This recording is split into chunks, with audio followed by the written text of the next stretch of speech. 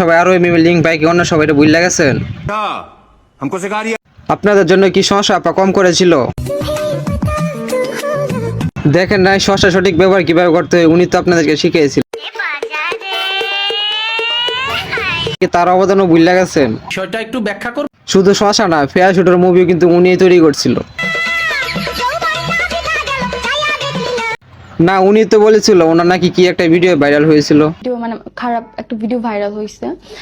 আপনারা কি অত্যই রাফার কথা ভুলে গেছেন? উনিও তো আপনাদেরকে কত সুন্দর একটা মুভি উপহার দিয়েছিল। লিঙ্কের অবদানে কোনোভাবে অত্যই আপাকে আপনারা ফেলতে পারবেন না।